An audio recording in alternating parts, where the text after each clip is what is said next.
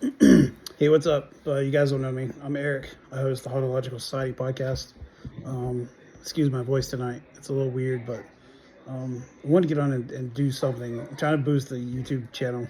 So if you find this video, like it, subscribe, and I'm going to try to put up more content later.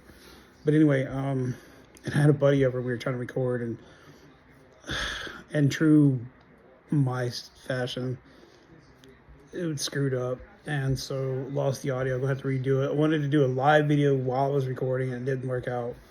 Nothing works out the way I wanted to.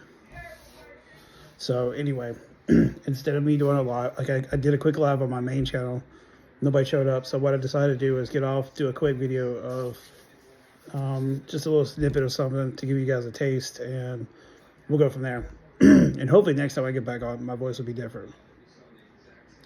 But I just want to get out here real quick and tell you about the Brown Mountain Lights. Now, if you don't know the Brown Mountain Lights, it's a local legend that's in my area. It's literally in my backyard.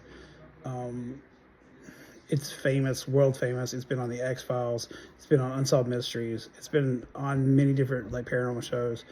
The local universities do studies on the Brown Mountain Lights, and nobody can come up with a definitive answer what it is. It's one of those places that has the weird, mysterious ghost lights that happen. There's like the Marfa lights. There's the Brown Mountain Lights, and then there's a few others like around the world. There's ones like one of my favorite ones is the one where you see the conductor of like train like swinging his lantern. That's pretty cool. But anyway, a little history on the Brown Mountain Lights.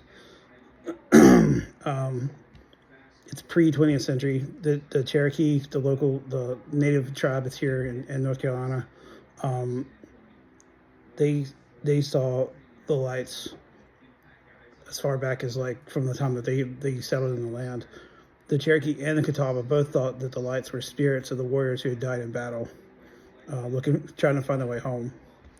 In the early 1700s, they report seeing the lights. People saw lights going through the trees or over the mountain ridge, and nobody could explain it.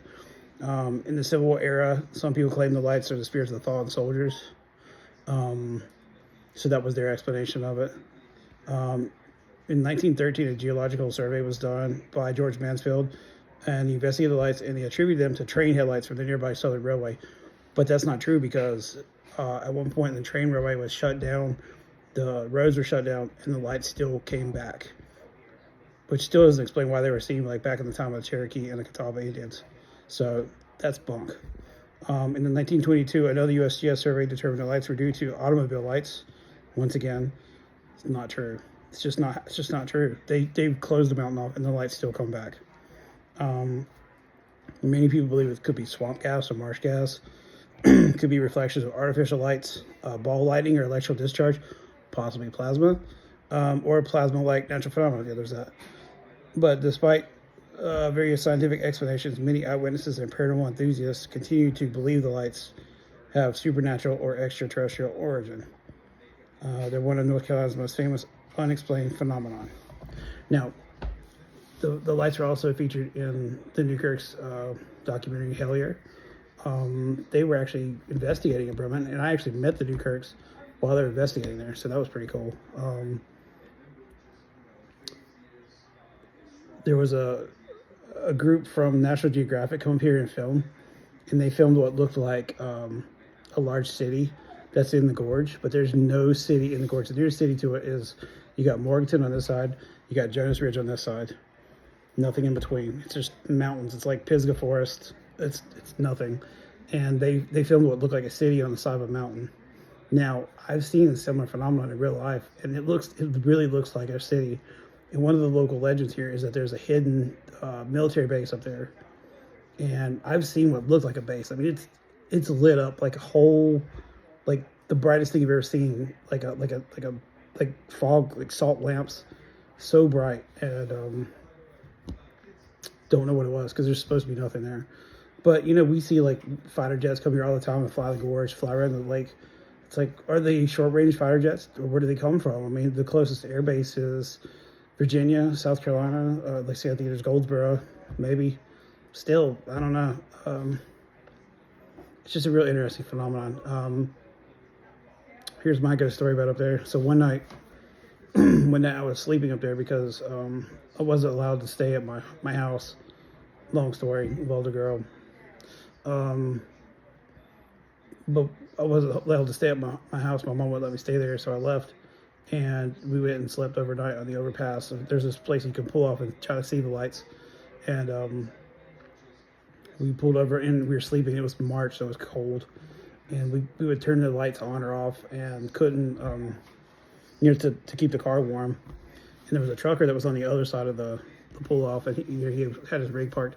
Well, at one point I woke up and I thought I saw him like walking, and I didn't think anything of it. And I kind of closed my eyes. And when I opened my eyes back up, there was a Native American bent over looking at me into the windshield of the car, like this close.